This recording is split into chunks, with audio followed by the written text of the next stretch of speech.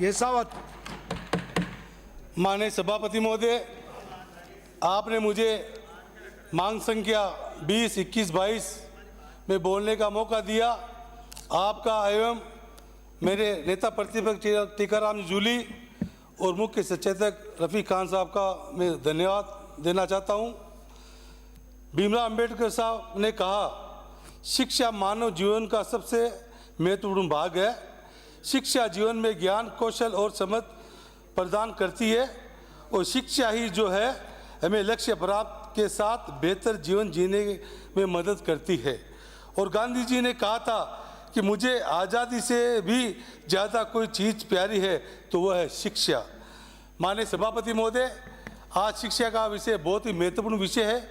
सबसे पहले हमारे पूर्व मुख्यमंत्री अशोक जी गहलोत साहब और पूर्व शिक्षा मंत्री जी गोविंद सिंह डोटासरा साहब का मैं बहुत बहुत तहे दिल से धन्यवाद देना चाहता हूं कि उन्होंने जो पूर्व सरकार में जो महत्वपूर्ण फैसले शिक्षा में किए, चाहे 300 से ज़्यादा कॉलेजें खुलाई या हर ग्राम पंचायत, हर गांव के अंदर स्कूलें खुलाई, उसके लिए मैं बहुत बहुत तहे दिल से धन्यवाद देना चाहता हूं। मेरे सामने माननीय हमारे उच्च शिक्षा मंत्री जी बैठे हैं। मैं मांग संख्या 22 में पहले बोल जाता हूं। हमारे मकराना के अंदर हमारे कॉलेज पिछले 4 सालों से चल रही है, जहां 450 बच्चे वहां पढ़ रहे हैं। मंत्री जी आप सुनिए, मैं आपको थोड़ा बताना चाहता हूं। मंत्री जी डिस्टर्ब कर रहे हैं। मंत्री जी, उच्च शिक्षा मंत्री जी, उच्च शिक्षा मंत्री जी, आप बोलिए, नोट हो रहे हैं सब। हमारे 450 बच्चे मकराना के अंदर कॉलेज में पढ़ रहे हैं और वहाँ पे विद्या सिंबल योजना के तहत 6 शिक्षक काम कर रहे थे और 24 दिसंबर 2024 को उनको हटा दिया गया। भाई साहब एक सेकंड, हम सब आराम से सुन रहे हैं, अच्छी बातें कह रहे हैं, हम ग्रहण भी कर रहे हैं और हम मंत्री जी को ही कह रहे हैं कि ये बात कहे तो गहनता से सुनो। देखो मंत्री जी सुनेंगे तो कुछ मेरी मदद करेंगे। ये प्लीज प्लीज माननीय जवाहरलाल जी रखिए। तो ये 6 विद्या सिंबल के अंदर महाविद्यालय के अंदर कार्य कर रहे थे। 24 दिसंबर 2024 को उनको हटा दिया गया। 2 महीने तक मकराना कॉलेज के ताले लगे हुए थे और 2 महीने तक वहाँ के जो छात्र थे वो छात्र मंगलाना कॉलेज 8-10 किलोमीटर है, वहाँ डायरी के अंदर अटेंडेंस लगाने जाते थे। और जब छात्रों ने मुझे 10 फरवरी को मुझे बताया कि एमएलए साहब हमारे कॉलेज को 2 महीने से ताले बंद है, आप आओ और इसको आप बात कीजिए, तो मैंने ताले खोले। वहाँ स्कूल की हालत ऐसी थी, वो कबूतर खाना जैसे होता ना फर्नीचर था ना और क्या था। मैंने वहीं से कॉलेज में माननीय मंत्री जी से बात की। मैंने कहा मंत्री जी हमारे यहाँ एक भी अध्यापक नहीं है और जो 6 संबल योजना से लगे हुए थे विद्या संबल से उनको हटा दिया गया। तो माननीय मंत्री जी ने एक प्रतिनियुक्ति के अंदर एक अध्यापक लगाया जो कि वो अभी भी बराबर कभी आता है कभी नहीं आता है। और हमारी कॉलेज राज के लिए उच्च माध्यमिक विद्यालय को ताले लगे, किसी शर्म की बात है, ताले लगे हुए हैं और ताले हमने खोले। और हमारी कॉलेज एक राजकीय उच्च माध्यमिक विद्यालय 4 कमरों के अंदर चल रही है, जो वहाँ पे हमेशा दिक्कत भी होती है और उसको लेके भी आप जो कॉलेज के लिए जमीन भूमि। भाई हम तो आपकी बात मनवा रहे हैं, ये पड़ोसियों का विश्वास मत करो, खतरनाक मामला हो जाएगा। आप चिंता मत करो। और मैं आपसे ये भी कहना चाहता हूँ, जहाँ वहाँ जो मतलब विद्यालय के अंदर जो कॉलेज चल रहा है, वहाँ आधी लड़की बालिका छात्र हैं, उनकी शौचालय की व्यवस्था तक नहीं है, ना पानी पीने की व्यवस्था है। तो ऐसी हालत के अंदर मकराना की कॉलेज चल रही है। मैं आपसे ये निवेदन करना चाहता हूँ कि वहाँ पे एक दिल ढाणी के अंदर ज़मीन स्वीकृत की हुई है 2 साल पहले, और कोर्ट के अंदर मामला विलंब चल रहा है। उसमें कोर्ट का स्टे हटा के वहाँ कॉलेज के लिए भवन बनाए और उसके पैसा भी आप पूर्ति सरकार ने पैसा दे रखा है और वो पैसा वहाँ पे आप उसको कराए। और यह राज के महाविद्यालय में भौतिक संसाधनों की पूर्ति भी कराई जाए। और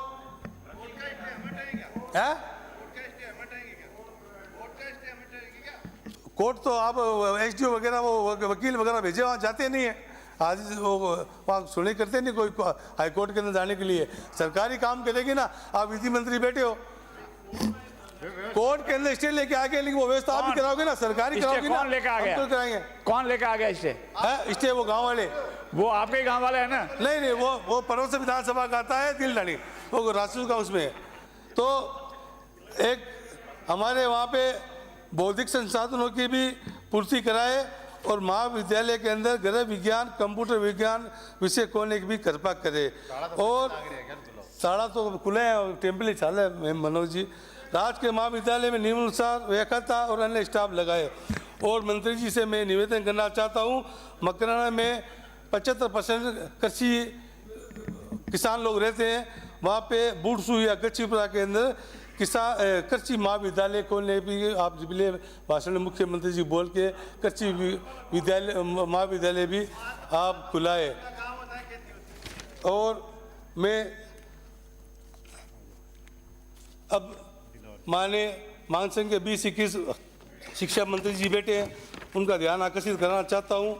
माननीय शिक्षा मंत्री जी ने अभी 10/2/2025 को एक जयपुर के अंदर महात्मा गांधी राजकीय विद्यालय RAC बटालियन जयपुर को एक पत्र लिखाया।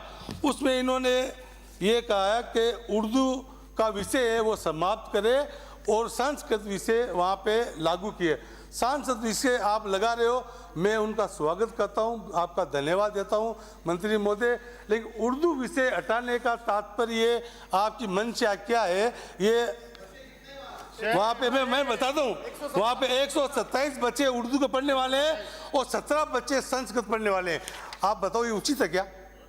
127 आपको देखना, रिकॉर्ड देख के आऊँ मैं, ऐसे बात नहीं कर रहा हूँ मैं। आप पूछ रहे हो ना मंत्री जी, आपको ज्ञान का अभाव है। 127 बच्चे उर्दू वाले हैं और 17 में संस्कृत है, फिर भी आप संस्कृत का सब्जेक्ट खोल लो, कोई एतराज नहीं। उर्दू बच्चे को जो उर्दू पढ़ रहे हैं उनका मतलब आपकी मानसिकता ये, हाँ, और 127 बच्चे हैं उर्दू के पढ़ रहे हैं वहाँ पे और पद सर्जित है। हाँ, उसके आपको एक संस्कृत का एडिशनल पद सर्जित करना था, वो आपने किया नहीं।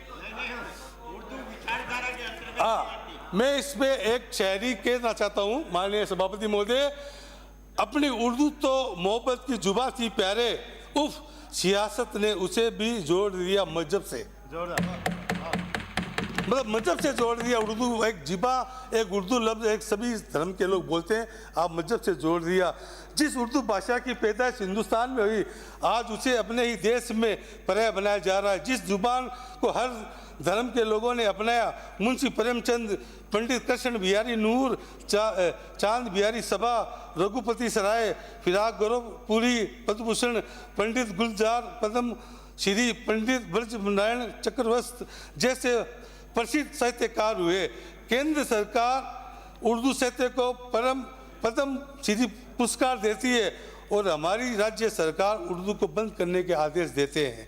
आप शिक्षा के विभाग और मदरसा बोर्ड का रिकॉर्ड देखो, सब धर्मों के बच्चे उर्दू पढ़ते रहते हैं और उन्हें पढ़ाने वाले शिक्षक भी सभी धर्मों के हैं।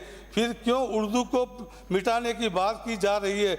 ये गंगा जमनी तहजीब की भाषा है। हमारे संविधान में किसी भी भाषा को पढ़ने का अधिकार है, लिहाजा उर्दू भाषा को बंद करना ये गैर संवैधानिक है। इस आदेश को आप निरस्त करें। और आपको ये भी बताना चाहता हूँ, आप जिस तरह से आप भेदभाव करते हो, माइनॉरिटीज के 6 मतलब डीओ माइनॉरिटीज के थे, उन 6 के 3 डीओ माइनॉरिटीज के थे, तीनों को तीनों 6 महीने के लिए एपीओ कर दिया गया है। और मेन बात ये है, अगर कोई भी अध्यापक हो, डॉक्टर हो या कोई जानकार हो, साहित्य हो, चाहे किसी धर्म जाति का हो, अगर आप लोग जाति के हिसाब से इनका ट्रांसफ़र करते हो, इनको एपीओ करते हो, तो ये बहुत ही गलत बात है। हालांकि उनको 6 महीने बाद पोस्टिंग दे दी गई है। आपने शिक्षा मंत्री जी जो प्रदेश के अंदर जो हालत बने हैं, कोई किसी छुपे नहीं, कहीं पे भी पूरे प्रदेश में शिक्षा का आप 2-4 उपलब्धि नहीं गिना सकते हो। जो हमारी सरकार ने स्कूलें खोली थी, आपने उसमें 429 स्कूलें बंद कर दी। मदरसा पैरा टीचरों की नियमित करने की बात मैं आपको बताना चाहता हूँ, हमारी सरकार ने 17,800 रुपये मदरसा पैरा टीचर का मामले बढ़ाया। और पिछली सरकार ने संविदा के कर्मियों के नियमित करने के राजस्थान कॉन्ट्रैक्ट हायरिंग रूल 2022 में बने। इस नियम के तहत आप सभी विभागों में लगे संविदा कर्मियों को समाप्त विभाग वाइज कीजिए। इसमें आप इनको भी आप दी जाए।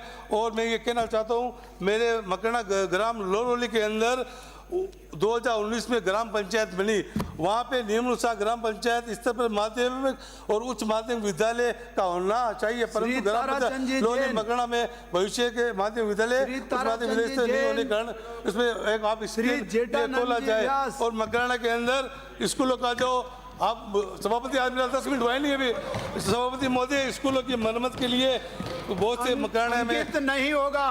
महाभारत